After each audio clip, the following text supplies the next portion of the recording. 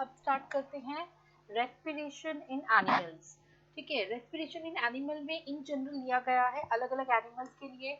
जैसे यहाँ पर कहा गया है कि जो टेरेस्ट्रियल एनिमल्स हैं, ठीक है, टेरेस्ट्रियल यानी जो लैंड पर रहते हैं, वो क्या करते हैं, एयर से ऑक्सीजन को ब्रीथ करते हैं। लेकिन जो एक्वाटिक एनिमल्स होते हैं वो ऑक्सीजन कहाँ से लेते हैं, वो वाटर के अंदर डिजॉल्व ऑक्सीजन लेते हैं। अब क्या है कि एयर के अंदर ऑक्सीजन का परसेंटेज ज्यादा होता है 21%, लेकिन पानी के अंदर डिजॉल्व ऑक्सीजन बहुत कम होता है यानी 1%। तो अब कंपैरिजन में एयर में ऑक्सीजन का कॉन्सेंट्रेशन अच्छा है, तो एयर में जो ब्रीदिंग होगा कम स्पीड ऑफ ब्रीदिंग से भी ज्यादा ऑक्सीजन इनटेक होगा।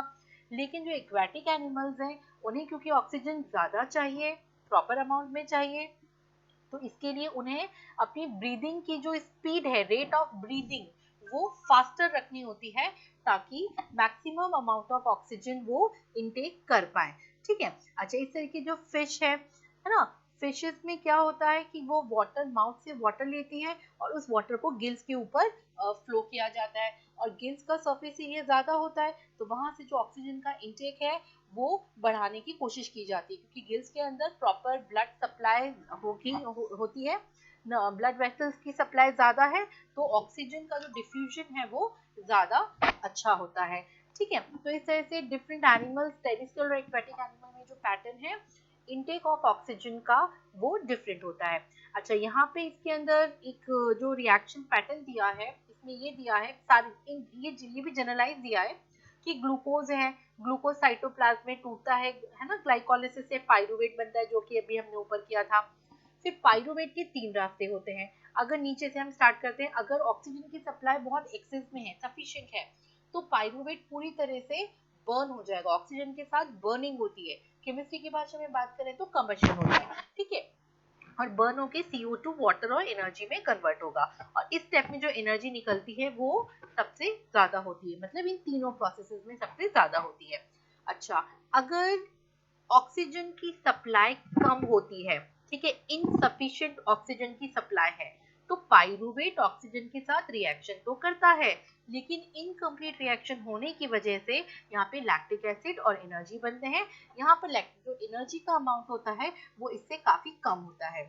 और अगर ऑक्सीजन टोटली एब्सेंट है तो उस केस में जो पाइरूवेट है वो एनारोबिक रेस्पिरेशन के थ्रू इथेनॉल कार्बन डाइऑक्साइड बनाता है, और इसमें जो एनर्जी रिलीज होती है वो लीस्ट एनर्जी होती है।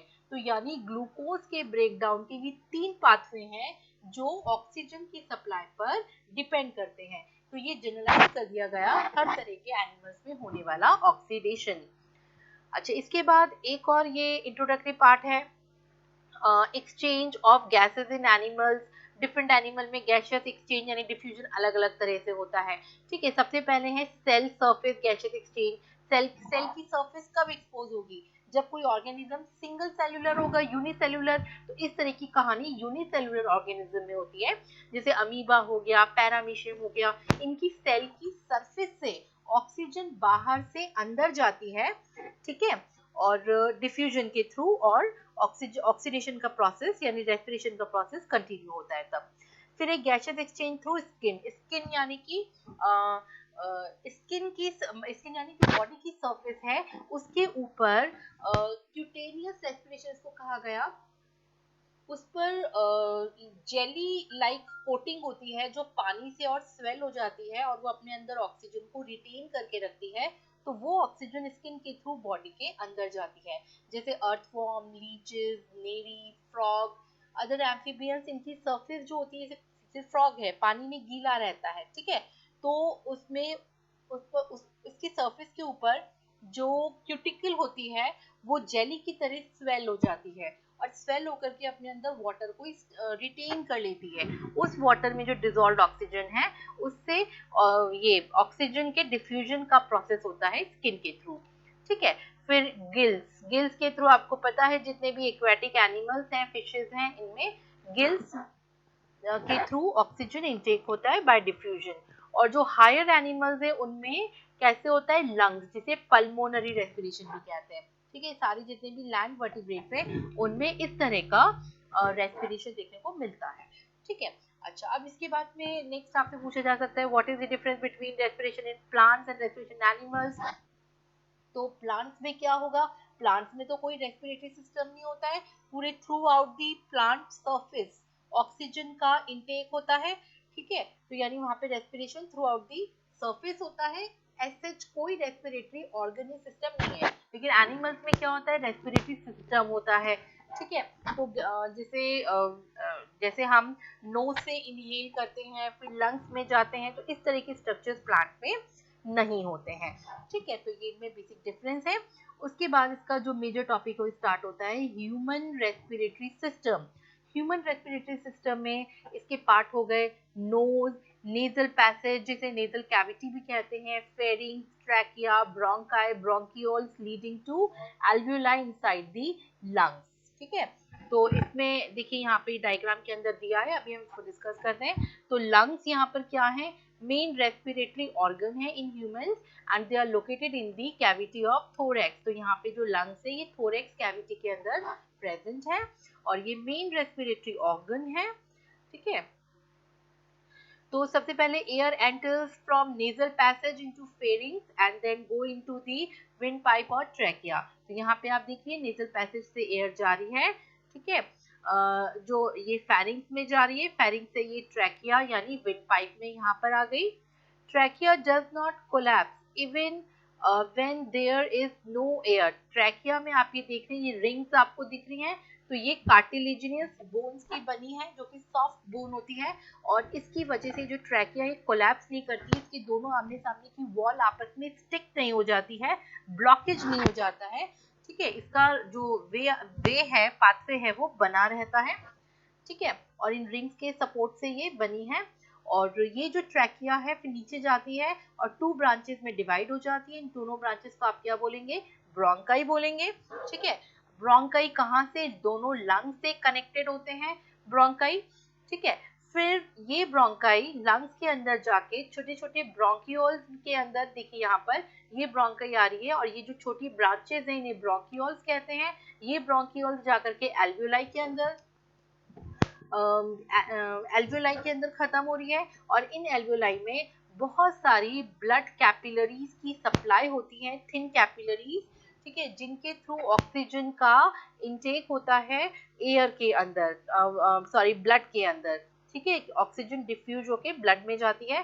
तो इस तरह का ये इसका सिस्टम हो गया। आप यहाँ पे इस डिटेल को आप पढ़ेंगे तो यहाँ पे मिलियंस ऑफ एल्वियोलाई होते हैं लंग्स में, सो दैट की सरफेस एरिया बहुत बढ़ जाता है, जो गैसियस एक्सचेंज है वो मैक्सिमाइज हो जाता है और बहुत एफिशिएंट हो जाता है, ठीक है। तो एल्वियोलाई का मेन पर्पस उस सरफेस एरिया को बढ़ाना है जहां से कि एयर का एक्सचेंज, ऑक्सीजन और CO2 का इनटेक और जो आउटगोइंग है वो चलती है, यानी एक्सचेंज ऑफ गैसेस कंटिन्यू हो रहा होता है। फिर है mechanism of breathing in humans. Mechanism of breathing के 2 स्टेप्स हैं, when we breathe in, when we breathe out, ठीक है। तो इनकी बात करते हैं, जब हम इनहेल करते हैं तब क्या है, 2 things happen at the same time. क्या होता है, सबसे पहले muscles between the ribs contract causing the rib cage to move upward and outward, ठीक है। ये जो रिब्स है इनके बीच की मसल्स हैं ये कॉन्ट्रैक्ट होंगी जब हम इनहेल करते हैं, तो ये जो रिब केज है वो ऊपर की तरफ शिफ्ट होगा और बाहर की तरफ, बाहर यानी इस तरफ शिफ्ट होगा, ऊपर यानी यहाँ पे शिफ्ट हुआ, ठीक है। अच्छा, और दूसरी कहानी क्या होगी, इसके नीचे की साइड यहाँ पर जो डायफ्राम होता है, डायफ्राम कॉन्ट्रैक्ट होगा और मूव डाउनवर्ड, और डायफ्राम कॉन्ट्रैक्ट होके नीचे आएगा, डाउनवर्ड आएगा, ठीक है। तो the upward and outward movement of rib cage as well as downward movement of diaphragm both increase the space in the chest cavity. तो इससे चेस्ट कैविटी के अंदर स्पेस बढ़ जाएगा, तो जो लंग्स के अंदर एयर आएगी, लंग्स को फैलने का ज्यादा स्पेस मिलेगा और बहुत सारी एयर जो है इजीली सक कर ली जाएगी लंग्स के थ्रू, ठीक है। अच्छा, जब हम ब्रीदिंग आउट यानी एक्सहेल करते हैं तो एक्सहेल में भी ऊपर वाले दोनों कहानियां ऑपोजिट मैनर में होती है। क्या होगा, muscles of ribs relax causing rib cage to move downward and inward। पहले वो आउटवर्ड और अपवर्ड था, तो अब वो डाउनवर्ड और इनवर्ड हो गया, और डायफ्राम की मसल्स भी अब रिलैक्स करेंगे, मूव अपवर्ड। दोनों प्रोसेस से क्या होगा, जो चेस्ट कैविटी है उसका जो स्पेस है वो कम हो जाएगा, ठीक है। और कम हो जाएगा तो क्योंकि लंग्स से आप एयर बाहर निकाल रहे हैं, लंग्स कॉन्ट्रैक्ट हो रहे हैं, तो उनके साथ में उस स्पेस के अंदर वो सेटल हो जाएंगे। ठीक है, तो ये मैकेनिज्म है ब्रीदिंग का। अच्छा, इसके बाद बच्चों आता है गैसियस एक्सचेंज इन एल्वियोलाई। ठीक है, एल्वियोलाई में गैसियस एक्सचेंज कैसे होगा? तो ब्लड जो भी ब्लड सप्लाई एल्वियोलाई को होती है, उसके अंदर वो जो ब्लड आ रहा होता है वो हमारी बॉडी की हर सेल से आ रहा होता है। ठीक है, तो उस ब्लड के अंदर कार्बन डाइऑक्साइड गैस ज्यादा होती है, यानी वो जो ब्लड होता है वो डीऑक्सीजनेटेड ब्लड होता है। ठीक है, और उधर जो लंग्स के अंदर हमने इनहेल किए उसमें ऑक्सीजन ज्यादा है, तो क्या होगा? लंग्स के अंदर जो एल्वियोलाई है, एल्वियोलाई से ऑक्सीजन ब्लड वेसल्स के ब्लड में एंटर करती है, और जो ब्लड से CO2 होती है वो डिफ्यूज होके एल्वियोलाई के अंदर आ जाएगी। ठीक है, अच्छा, जब ऑक्सीजन ब्लड में एंटर करती है तो ब्लड के हीमोग्लोबिन से कंबाइन करके वहां पे कंपाउंड बनाती हैं जिसे कहते हैं ऑक्सी हीमोग्लोबिन। और ऑक्सीजन फ्री फॉर्म में ब्लड में ट्रांसपोर्ट नहीं होता है, ऑक्सीजन ऑक्सी हीमोग्लोबिन की फॉर्म में बॉडी के हर पार्ट में ट्रांसपोर्ट किया जाता है वाया ब्लड। ठीक है, और जो CO2 है जो लंग्स में आ गई है, अब एल्वियोलाई में आ गई, एल्वियोलाई से लंग्स में आ गई, लंग्स से वो एक्सहेल कर दी जाती है बाहर। ठीक है, तो इस तरह से गैसियस एक्सचेंज होता है। अच्छा, उसके बाद ये तो था एल्वियोलाई में। गैसियस एक्सचेंज इन टिश्यूज, टिश्यू में क्या होगा? यानी कि जो ब्लड ऑक्सी हीमोग्लोबिन को लेकर के बॉडी के हर पार्ट में गया, वहां पर वो हर टिश्यू के ऊपर गया, और टिश्यू से वो उस टिश्यू की हर सेल के अंदर ऑक्सीजन को ट्रांसफर करता जाएगा, CO2 को लेता जाएगा। ठीक है, तो और सेल के अंदर जो ग्लूकोज है वो उस ऑक्सीजन को यूज करेगा, यूज करके वो CO2 बनाता जाएगा, वो CO2 ब्लड में आएगी, ब्लड से वो एल्वियोलाई के अंदर जाएगी, एल्वियोलाई से वो एक्सहेल कर दी जाएगी। ठीक है, और इस प्रोसेस के दौरान ब्लड के अंदर जो ऑक्सी हीमोग्लोबिन है जिसने ऑक्सीजन को ट्रैप कर रखा है, पकड़ रखा है, वो टूटेगा, टूट करके वो फिर से हीमोग्लोबिन में कन्वर्ट होगा। ठीक है, और ऑक्सीजन को रिलीज करके सेल में भेज देगा। ठीक, और इस तरह से ऑक्सीजन की सप्लाई ब्लड के थ्रू होती है। ठीक है, अच्छा, इसके बाद में कुछ डिफरेंसेस हैं, difference between left lung and right lung. ठीक है, लेफ्ट लंग में 2 लोब्स हैं, राइट लंग में 3 लोब्स हैं। लेफ्ट लंग जो है वो स्मॉलर है, नैरो है, लो वेट का है। उधर जो राइट लंग है वो हैवी होता है, ब्रॉड होता है, लार्ज होता है। ठीक है, इसमें कार्डियक नॉच प्रेजेंट होती है along lining of inner border, और इसमें कार्डियक नॉच एब्सेंट होती है। ठीक है, ऐसे ही एक जो क्वेश्चन ये आ सकता है, difference between photosynthesis and respiration. Photosynthesis आपने फर्स्ट पार्ट में पढ़ा है न्यूट्रिशन में, रेस्पिरेशन आपने सेकंड पार्ट में पढ़ा है। तो फोटोसिंथेसिस एनाबॉलिक प्रोसेस है, एनाबॉलिक यानी कुछ फॉर्मेशन वाला, सिंथेसिस वाला प्रोसेस है, और रेस्पिरेशन कैटाबॉलिक यानी तोड़ने वाला प्रोसेस है। ठीक है, तो एनाबॉलिक कैटाबॉलिक ये 2 टर्म्स यहाँ पे यूज होते हैं। अच्छा, एनाबॉलिक यानी जब ये प्रोसेस चल रहा होता है फोटोसिंथेसिस का, तो कार्बन डाइऑक्साइड तो यूज होती है और ऑक्सीजन रिलीज होती है। इसका उल्टा रेस्पिरेशन में कि यहाँ ऑक्सीजन तो यूज हो रही है और कार्बन डाइऑक्साइड रिलीज हो रही है। फोटोसिंथेसिस सिर्फ लाइट की प्रेजेंस में होता है, रेस्पिरेशन ऑल द टाइम होता है, डे और नाइट। ठीक है, फोटोसिंथेसिस में ग्रीन सेल्स या क्लोरोफिलस सेल्स चाहिए, रेस्पिरेशन में खाली सेल का जिंदा होना जरूरी है, लिविंग सेल्स चाहिए, चाहे वो ग्रीन हो या वो नॉन ग्रीन हो, वो एनिमल सेल है या वो प्लांट सेल है। ठीक है, अच्छा, ऐसे one more difference, breathing and respiration में डिफरेंस। ब्रीदिंग में लिखा है ये बायो फिजिकल प्रोसेस है। बायोफिजिकल का मतलब एक बायोलॉजिकल सिस्टम, एक लिविंग सिस्टम में होने वाला फिजिकल प्रोसेस है। ठीक है, फिजिकल चेंज क्या होते हैं? जिनमें कोई केमिकल रिएक्शन ना हो रही हो। ठीक है, वो फिजिकल चेंज होते हैं, सिंपली गैसेस का इन एंड आउट हो रहा होता है। ठीक है, ऑक्सीजन का टेकन और कार्बन डाइऑक्साइड को एक्सहेल किया जाता है, तो ये फिजिकल प्रोसेस है, बायोलॉजिकल सिस्टम, लिविंग सिस्टम में होने वाला। रेस्पिरेशन लिविंग सिस्टम में होने वाला केमिकल प्रोसेस है, यहाँ पे केमिकल रिएक्शन होती है, रिएक्टेंट का फॉर्मूला अलग होता है। रिएक्शन होने के बाद यानी रेस्पिरेशन होने के बाद प्रोडक्ट जो बनते हैं उनका फॉर्मूला अलग होता है, तो ये बायोकेमिकल प्रोसेस है। क्योंकि ये फिजिकल प्रोसेस है, ठीक है। ब्रीदिंग की मैं बात कर रही हूँ, तो यहाँ पे कोई एंजाइम की जरूरत नहीं होती है, कोई एनर्जी रिलीज नहीं होती है।